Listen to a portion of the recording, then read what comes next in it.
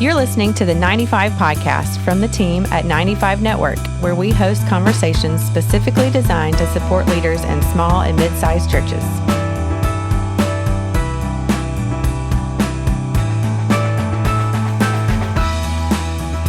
Hi, everybody. Welcome to the 95 Podcast. My name is Carolee Culpepper, and I'm here with Dale Sellers. Dale, how's it going? You know, it's going well. I am, you can hear in my voice today that I've been kind of fighting a sinus thing. And so knowing who our guest is today, I figured I won't get any words in anyway with you two once you guys start connecting. So it's a really good day for that to be happening. I'm not really sure what that was supposed to mean. Oh, it's very positive. It's very positive because the thing we love to do with the podcast is keep it just as real as possible. And that's why we invite the people we invite to share. I think we're just living in a season right now where the church is having to wake up and go, wow, man, what we've done in the past isn't working. And people are looking for real. And it's not that people aren't looking for Jesus. It's not that they're not looking for a place to belong. It's just that they're tired of just going through the motions. And so as we do the podcast, part of our goal in doing the podcast is to always be real and to hear real stories. And our guest today is such a beautiful picture of the grace of God. And I love her so much. You guys all know how Bob Hamp has just changed my life. That the Lord used Bob several years ago through working through the problem Jesus came to solve. And then at the end of the sabbatical this year, I was broken. And so I packed up. Gina and I went to Dallas and spent a week on Bob's couch. But while we were there going through the counseling process, we got to spend some time with Bob's wife, Polly. And Polly's on today. Polly's got a phenomenal story. And so I've actually been trying to get her on. I think we started talking back in the summer to get her on, and it's taken till today to get there, but I just believe it's God's timing. And so today, Polly, I want to welcome Polly Hamp. Thank you for joining us today on the 95 Podcast. Yeah, thank you. For having me. Yeah. Well, the way we always like to start things off is, Polly, just kind of take a few moments and just share your story. Tell us a little bit about yourself and how you got to where you are today. Okay. I was born and Very good. Not hatched. First, I want to say thank you for having me on this. I know we've been trying to coordinate our schedules here and there and all of that. And so I just really appreciate you inviting me here and getting to share my story, but also share a little bit about kind of trauma and navigating what trauma looks like. Just with people, your audience, from what I understand, is a group of pastors and people who in ministries and things like that, but it's also broad to anybody who just really wants encouragement in that part of the world that we're all looking for. Yes. Mostly small and mid-sized church leaders. And our audience is growing even beyond pastors and such, but especially, 95% of all the churches in America are in the small or mid-sized category, if you will. So only 5% of the churches in America are larger than 500 people. And honestly, those numbers that we come up with were before the pandemic. Wow. And so I mean, we're seeing stories about pastors wanting to quit and grows and how the church is kind of beat up on everybody. And so it's been a tough season, but we can't just keep staying in that tough season. No. At some point, we have to let Jesus do his work in our lives and be healed and move forward. And so that's one of the reasons we wanted you on today, because you're such just a great story. So just dive in and let us know all about Polly. Thank you. So I want to kind of give before I tell my story, there are bits and pieces of my story that are pretty traumatic. And so if you have history with trauma and abuse, some of the stuff I say might trigger some of the places in your heart. So I just kind of want to give just kind of like a little warning label. I'm not going into detail or anything like that, but when, talking about the pastors that are walking through just really I just don't know how to keep moving forward, and the trauma that pastors and leaders have experienced through all of this is a very real trauma as well. And so as I talk about my story, I want you to hear my story, but I also want you to just pause and take a minute to connect to Jesus and let him speak to your story through my story. And even though we may not have the similar stories, And experiences, trauma is trauma. Right. And trauma is not linear. It is an up and down battle. And we never have to measure, oh my gosh, she has so much more trauma than I have. Like, I should just suck it up, buttercup, and be on my way. And isn't it just like the enemy to tell you that it's like, it's not that bad, but it's so important to know, but it's my experience and it hurts. Right. So there's an importance in understanding that your pain is important, and to let Jesus speak into that place. So kind of praying and thinking this morning about, how I share my story, because I share my story in a lot of different platforms. My husband and I, Bob, we own a counseling center in Grapevine, Texas.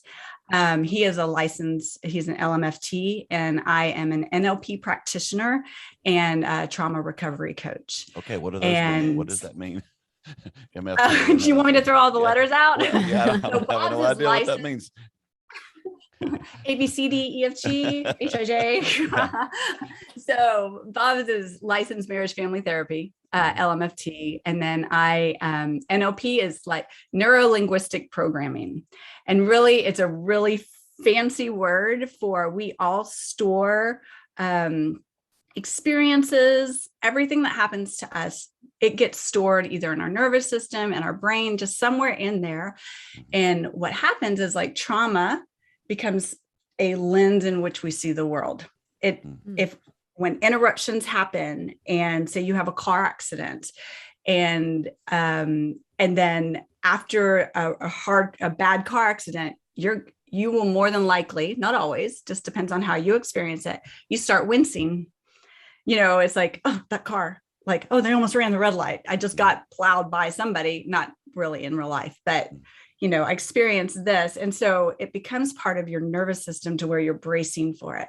So NLP, what we do is I shift where you store memories and help put them where they actually belong, so they don't have the power to freak your nervous system out anymore. High anxiety. It's an amazing gift. So I will give a little warning. If you look up NLP, there is some freaky junk out there. Yeah. Like, there are people that do freaky stuff with it. And I don't do the freaky stuff with it. Of course not. If you did, I wouldn't have you on the podcast. Exactly. Everything is Christ-centered. Everything is, Christ-based, but God created our bodies, minds, spirit, all of it. And so he has just given us this gift to be able to shift it so it no longer has power over you. That's amazing. Where do memories need to be shifted to? So in the past. Okay. So, and when I don't know if this is a visual podcast for other people, but so my hand is actually going behind my head. So picture a memory that has been the lens in which you see life, a traumatic event that you've seen life through. And we take that and shift the memory and put it behind, like, where memories, like, in the mind, that's not where it is. Visually, though, it's very helpful to picture putting it behind you and shifting it where it belongs in the past. So the experience doesn't get to speak to you, because trauma is actually an injury to the nervous system. And so whether it's physical or emotional, mental, spiritual, your nervous system has been traumatized. And so it's all connected and wired. So I unwire the power of the emotional state with the traumatic event and store it where it belongs. Wow. That's great. All that to say, it's amazing because like, I've worked with people who have had, like, for decades, have had anxiety attacks. And in one session, they don't have anxiety attacks anymore.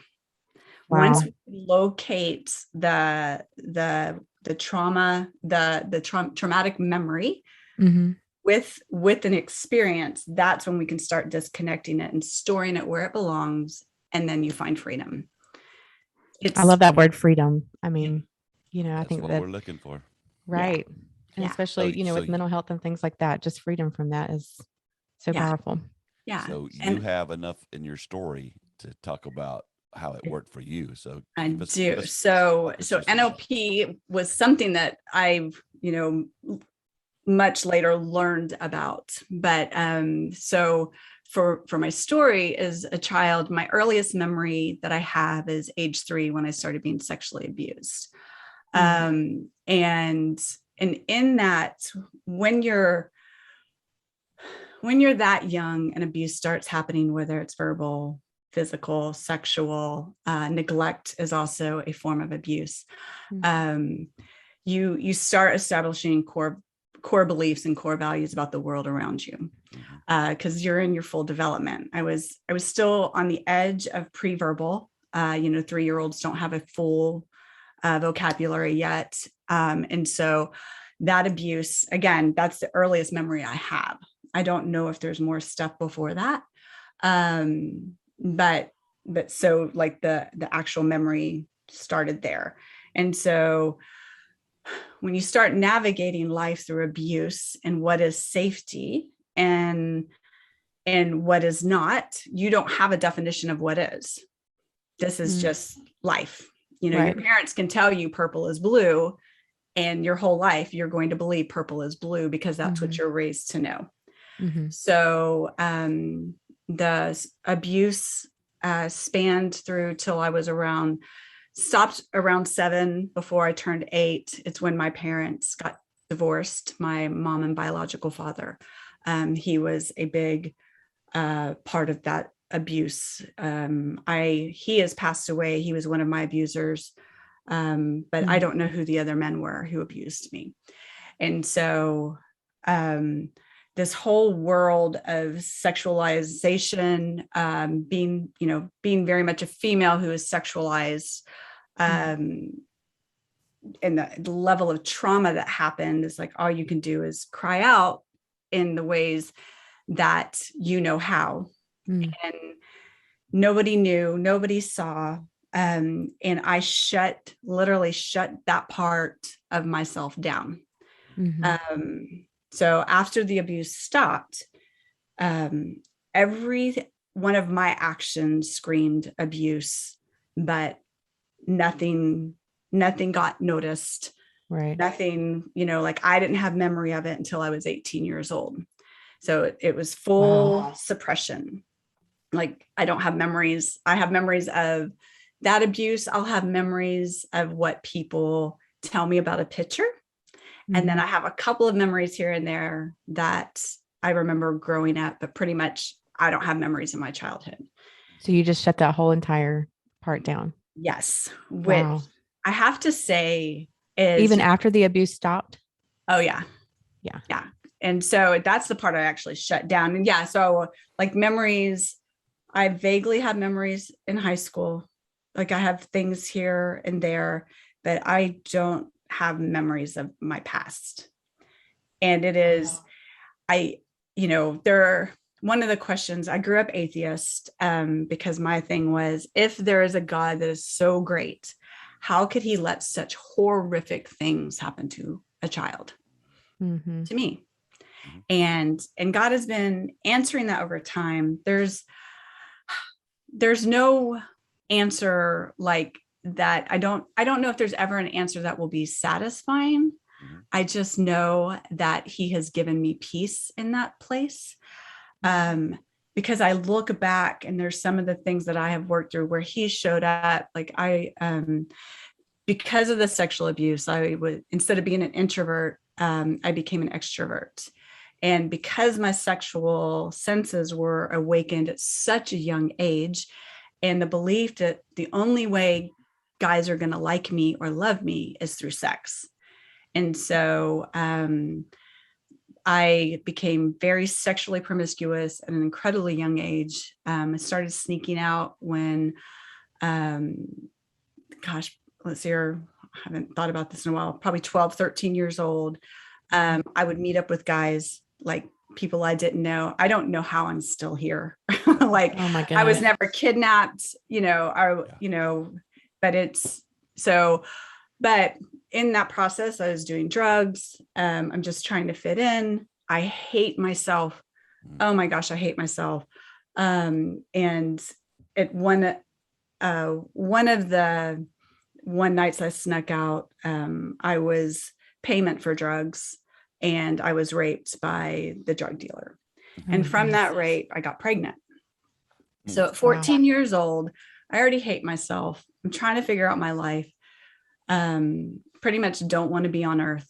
Now I am sneaking out. I don't want to get caught. So I don't tell my parents that this is what happened. I just said I slept with some guy and I'm pregnant. And my parents and me at the time, my mom got remarried to who I call my second chance daddy, and had an abortion. So injury, trauma, belief systems, all that getting developed. And so I live this very promiscuous life. And then I'm also a tennis player on the varsity team. And so one of the things you'll find if you work with people who have trauma, and just by the way, if you're in a leadership role, you're working with somebody with trauma. Yes, you are. You probably have it yourself. Yes, exactly. You have your own I know trauma. firsthand. I know firsthand. Yeah, oh, me. And so, you're coming across people who have either can't work on it, are so trapped inside of it that they don't know that they're worth being healed, and or it seems so big that if I bring it up, I'm terrified to ever bring it up. And so at 18, I had gone through counseling. I did some drug counseling stuff here and there. I never did like an outpatient or inpatient in high school.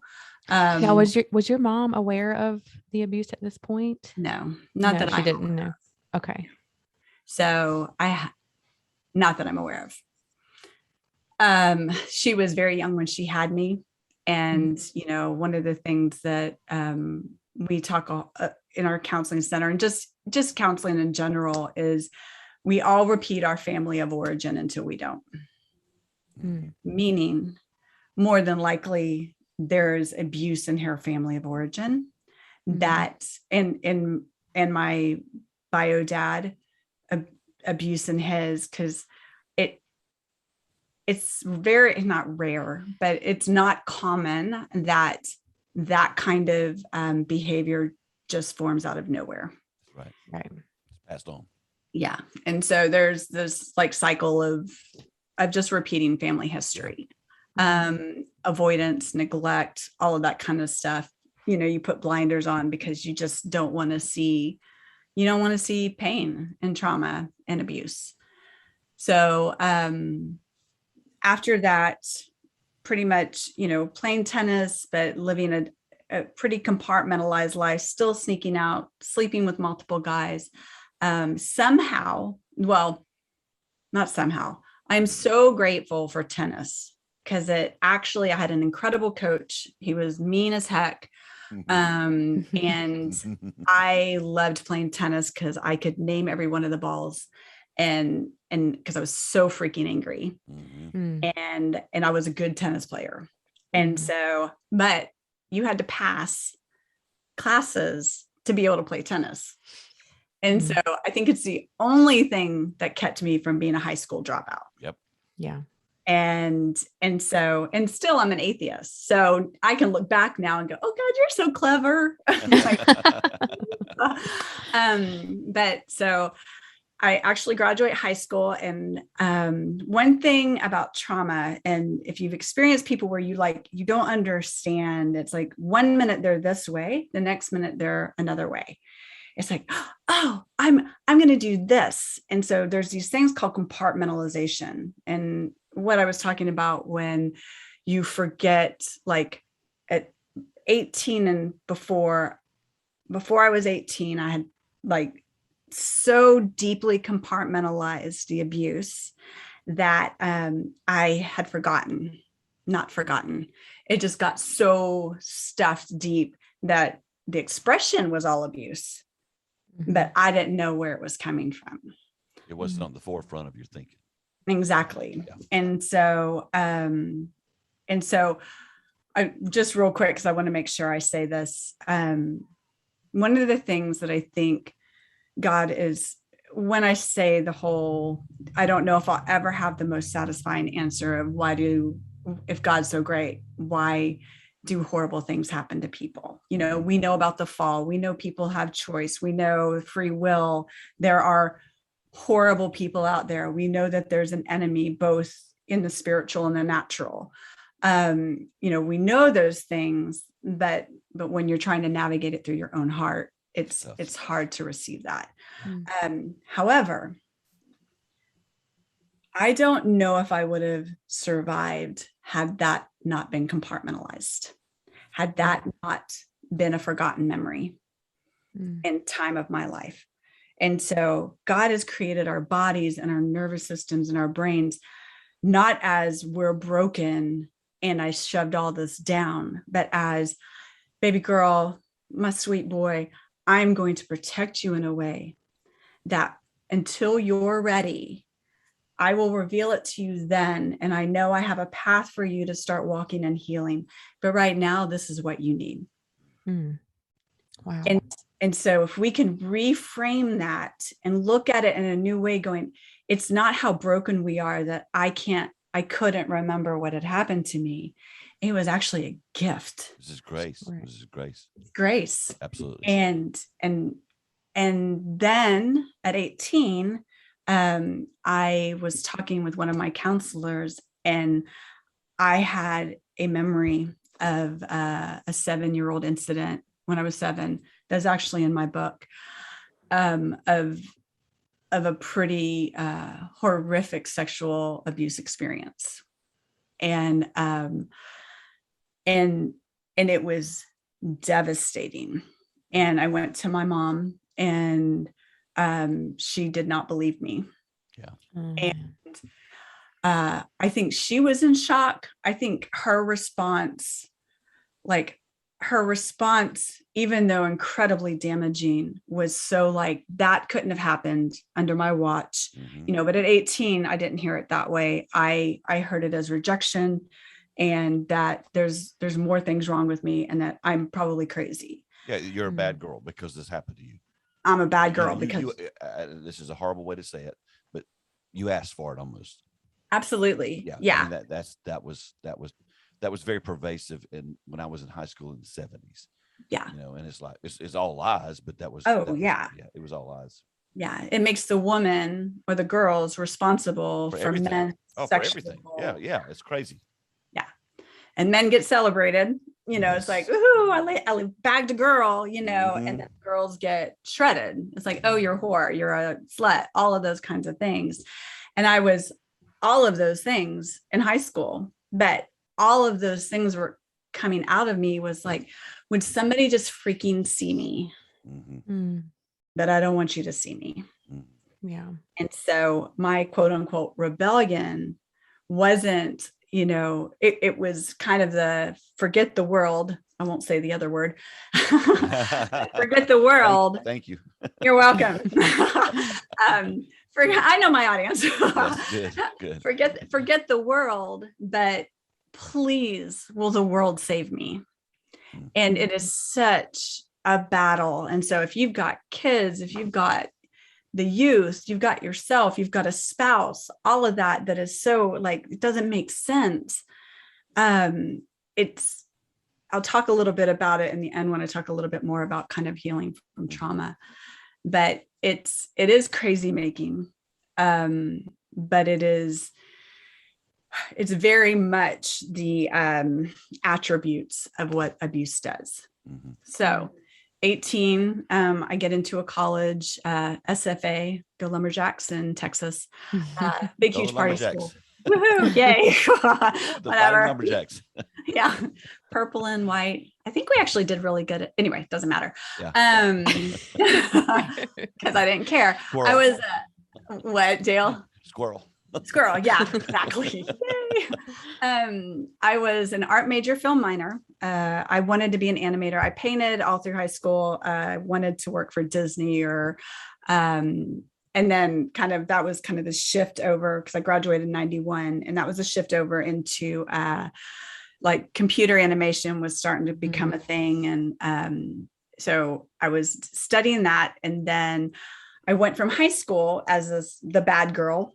And I'm like, oh, this is my chance to be a good girl. Start over, yeah. That shift, that compartmentalization, I'm going to be able to do all of my schoolwork, and I'm going to be, I'm just going to be a good girl. Because there were some people from high school that went to it was a college, university, but not a whole lot. So I could kind of disappear. Start over. And, but wherever you go, there you are.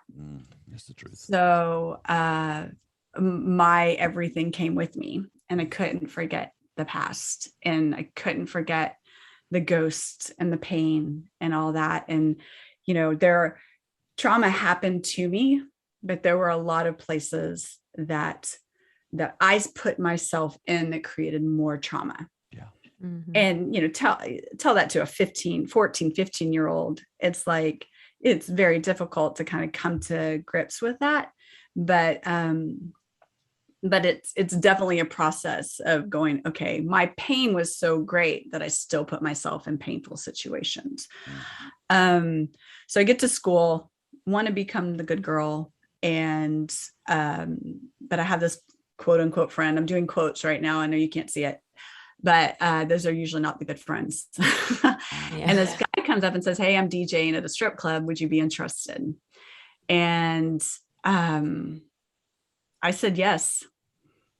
And it was in that thought process. I'm like, this is my chance to be able to control men where they can't control me. And I get to say yes, I get to say no, and they have to pay me for it. Which is a lie from the pit of hell. Like, it is a complete controlled business. Let's not say business, exploitation. And it shredded me. So I danced for almost 2 years. And at the end of those 2 years, I couldn't do it anymore. I was drinking heavily, trying to do college, pretty much was flunking out of college. The lifestyle is wicked. And I don't know if any of the guys or women in here have ever dabbled in the sex industry. But when I talk a little bit more about my story, I learned that up to 95% of the women in the sex industry have been sexually abused as little girls. Oh my goodness. Absolutely. I would say 99.9% for what I did when I started in ministry, reaching back out to women in the sex industry. Every one of those women have a sexual abuse story.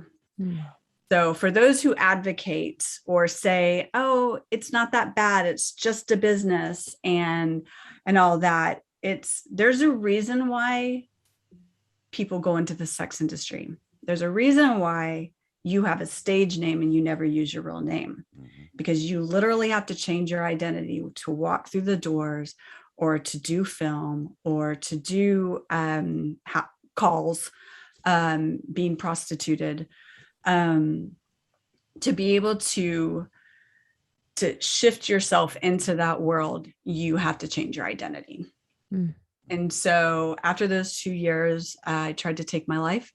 I did end up in an inpatient program for a few weeks. Still hated God. I never danced again, but dancing never left me at that time. So I was still, after I had left college after that, still very promiscuous, because that stuff just doesn't go away, still wanting to be loved, still wanting to be seen. Did a lot of different kinds of jobs here and there, came back to the Dallas area, and then met this guy at a country and Western bar. Dallas. Not everybody's country and Western. Hey, did they serve barbecue or fajitas? I had to have one of those. No, this is a real bar. They didn't serve food. Yeah, you don't serve food. But I was dancing and I met this guy that we ended up getting serious pretty quickly and got pregnant. And we got married and I changed my life again. All of a sudden, I went from this crazy world to now I'm going to be a stay-at-home mommy. And I was 23 years old, had twins and still atheist. But at this time, so his parents loved me. They didn't know my story, but they just loved me. Southern Baptist, like they're in church when the doors open, kind of Southern Baptist. Sunday night, Wednesday night. Yes. Exactly. And I think all the other things in between, whatever those are. So I was pregnant with twins and the girls were born at 27 weeks. And the doctor said, if they live, they're going to be severely mentally, physically challenged. And it's in this process between, he's now my ex, but his parents that loved me and all the miracles that I got to start seeing that I could not see. I know that's a double negative, but we're just going to be bad grammatically here. Well, that's my goal. That's my thing here. So it works out.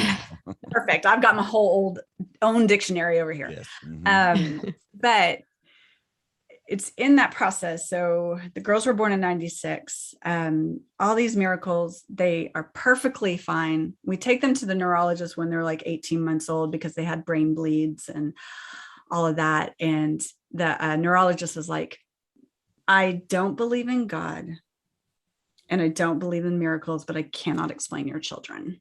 Wow. I'm like, why That would gave me cold chills. say that? What? That gave me cold chills. Yeah. it's, I mean, like, why would a doctor say that? Like, and it was like, oh, so maybe there is a God. Maybe there's a reason why my girls are okay. Wow, I'm going to cry. We were in a non-denominational church because my ex had grown up in the Southern Baptist world too. And we tried to go to a couple of churches here and there, and they like would knock on our doors in the neighborhood at dinner time. And I'm like, y'all need to stop because I'm not really into God and y'all are ticking me off. And they had told me that my babies were going to go to hell if they didn't come to know Jesus. And I'm like, oh my gosh, I can't wait to know your God. Fantastic. Oh. I'm like, I know there's truth to stuff, but this isn't a way to like, hey, let me help you get to know Jesus. That's not the way. That's just not the way. Anyway, all that to say, pretty much, I had this battle of like, okay, screw Christianity. Y'all are mean and horrible and ugly, and God's doing something. And so we were in a non-denominational church one Sunday morning, and I think the pastor was preaching something on Noah's Ark, and which really spoke to me because twins 2 by 2, even though I have identical girls, whatever, kind of all the rage. Every pastor here understands that. Okay, so perfect. And I don't even remember what the sermon was about, and but God showed up for me. Wow. And so in October of 99, I came to know him, and just fell in love with him. Then life happened, and we end up moving to Colorado, lived there for 3 years. We never get involved in a church. I'm wrestling with alcoholism. My ex-husband traveled all the time. I was home by myself a lot, trying to be involved and do all this and trying to be this good mom, and then still have all this trauma residual that keeps saying, hey, and my nervous system shot and all that. And then we moved to Chicago, then we come back to the Dallas area and start going to a church. Now, at this point, had you had any other memories crop up or just the one? Just the one. Okay. And it had been like one of those things I knew there was more, and I was terrified of exploring them. I didn't have an outlet for that. I didn't have a place to explore them. I didn't know you could talk to God about it.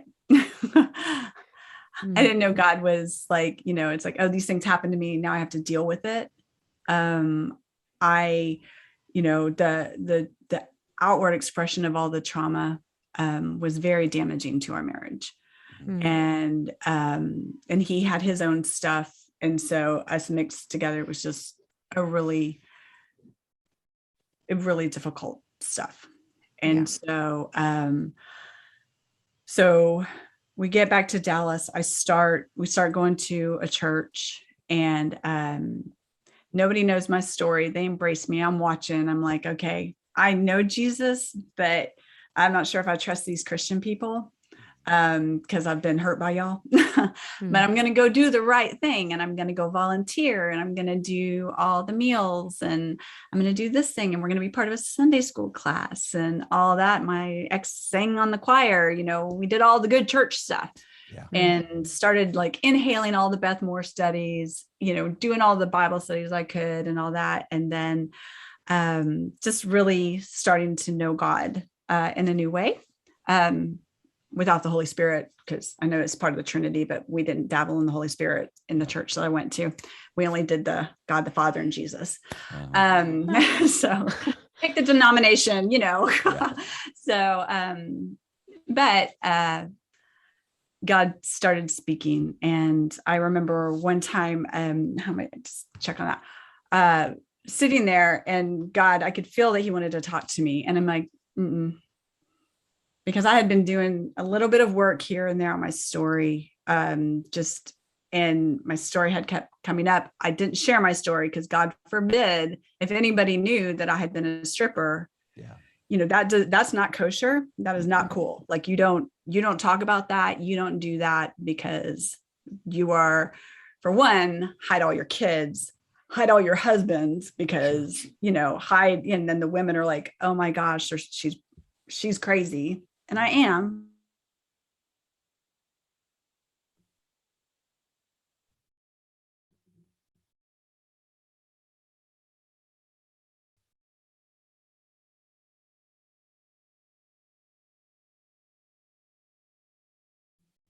You're crazy, and I'm not going to do that. And you can read the book, but over time he convinced me and I said yes. And I started a ministry reaching out to women in the sex industry. And I told my girls my story because I didn't want them to hear my story from somebody else. They were 14 at the time. And we went out to all the strip clubs in the DFW area. At the time, there were about 45. Every month we would take gifts and just meet the ladies right where they were at in the dressing rooms and invite them to a dinner. Just come and taste and see that we had every week. So we would never ask a woman to leave the sex industry, because once you remove choice, you remove love. And in this world, in the sex industry world, you're already told all the things to do, and you have to perform. And we can't emulate the very same thing that's within the sex industry. You have a powerful choice to be able to say yes or no. So the women would come. Some of them were still in the industry, whether it film, stripping, being prostituted, whatnot. But they got to choose if they wanted to leave. And then there were a lot of women who left. Amen. Because they got to see something new. And the ones that never left knew that we loved them, whether they were out or in. And so fast forward, in 2014, my world fell apart. And my husband and I ended up getting divorced. And I had been doing counseling and trauma work, but just kind of scratching the surface on it. And when you have that level of trauma and then your world falls apart, I could not sustain the ministry anymore. So I handed it off and passed it on, and then licked my wounds. Kept doing all kinds of work that I could. and trying to get counseling and healing. And in that time frame, I had met Bob like back in 2011 at some trainings, just because he's in the same area, but he had walked through his own story and his own trauma and divorce. And we got to meet back up again. And it was like, I told God, I'm like, I'm never dating again. I'm not doing this. My picker is broken. There's too much pain. This was really hard. And so I'm done. And God's like, oh, and then plop stop. And so just kind of where we are today, married, we have a counseling center in Grapevine, and we get to do this freedom thing together, which is mostly a blast, sometimes really hard. Oh yeah. But on the counseling side for me, so if you're working with people, you are working with people who have trauma. Mm-hmm. You are ministering, you are connecting to, you're walking through your own trauma. There are places that are so, because it's an injury to your nervous system, there are places so deep that God can do anything in a prayer session, but there's also some really important places of saying, I need more. Mm-hmm. And all of that, when that started coming up again, being married to Bob, I started doing some EMDR therapy, which is eye movement desensitization reprocessing. Mm-hmm.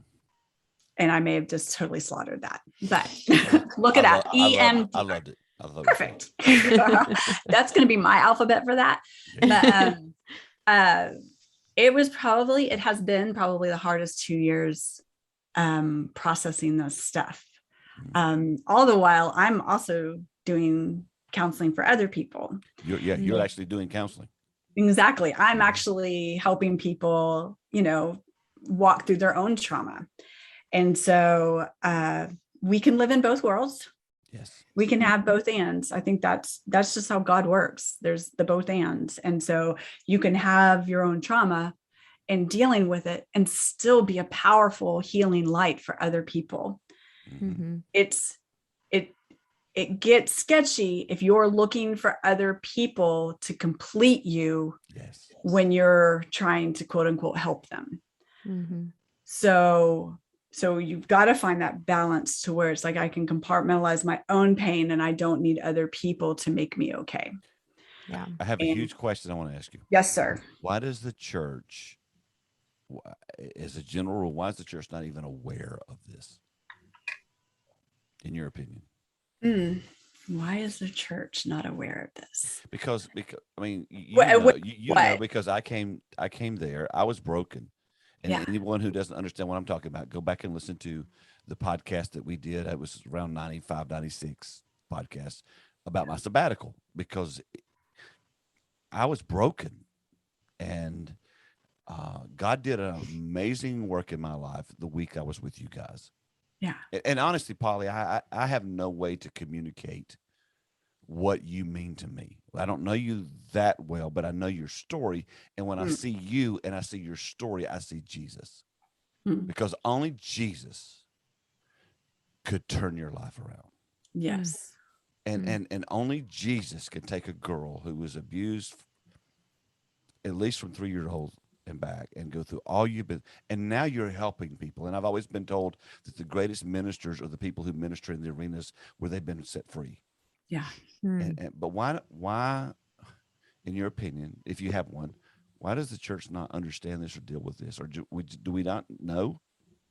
I think, yes. I think we choose not to want to know because it's so big and it's actually so prevalent. Like, if you look at the statistics of abuse, especially sexual abuse to women and boys and men, it's devastating. Polly, and I heard in the 80s that 3 out of 4 children are abused. It's it's horrific. Like, so if you were to look at your congregation or just go to a grocery store and count 1, 2, 3, 4, abused, abused, abused, not abused. Like, that's what we're walking amongst. And I think there's definitely a couple of things to look at. I think one is like, we don't want to know because it's so painful. It is so hard to look at it and actually think that there's that many cruel people, hurt people. They also have a choice whether or not they're going to. And when they do, it's like, okay, it's so big, it can be daunting. But then I also think in the church, there is this belief system that if you just pray hard enough and if you just have enough faith, you're going to be healed. It'll all go away. It'll all go away. And your pain is making me uncomfortable. I need you to pray more. And then when you say that, you're actually abusing them. You are. That's trauma. That's spiritual abuse. And because you're telling them that they don't have enough faith, like they don't even have a mustard seed. Like you don't get to have a mustard seed, right? So if they make it their responsibility. I don't know if Bob on his podcast talked about the abuse cycle, but it is a inappropriate assignment of responsibility to another person that creates abuse. So many people in the church, especially, is I hope and pray that eyes are open to be able to recognize that judgments against mental health and judgments against those who have struggled with the expressions of trauma, that those are just as dangerous as somebody slugging them in the face. Like the nervous system doesn't know the difference, because remember, trauma is an injury to the nervous system. And so I have people sit in my office. I would say probably 80% of my people have horrific religious wounds. Yes. Now, it's what I do. I do trauma, right? So, and then I have some people who are like, I won't even believe in God anymore. And I'm like, the church, the Western church is not God. It's not. Really and so it's kind of sorting and sifting, but I know that there are many spiritual leaders out there, both men and women, that so desire the heart for the Lord within their, be it church, ministry, whatever. But we, I think I'm just going to say it. We go into ministry, and because I experienced it myself, go into ministry like we're puppy dogs. And we are so freaking excited. It's like, oh my gosh, everybody's going to love me. Everybody loves Jesus. That's right. Everyone loves Jesus. And then, it starts getting really messy. Listen, church people are mean. Oh, they're so mean and judgmental and hurt. Oh my gosh, they're hurt. Yes. I always joked, but it's not a joke. I'm like, reaching out to the women in the sex industry with all of their pain and trauma was not as hard as navigating volunteers. Wow. And that were from the church. And so, but it was so fun because a really good friend of mine, and he was on my advisory board.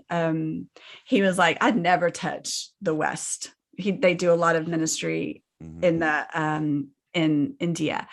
And he's like, I'd never touched the West. He's like, it's too hard here.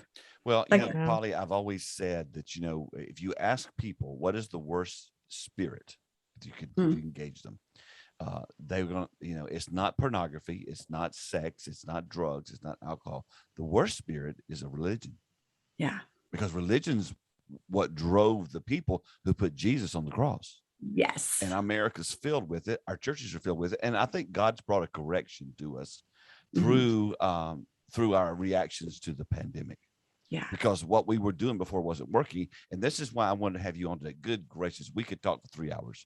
Yes. I want to have you on today because I want to talk about real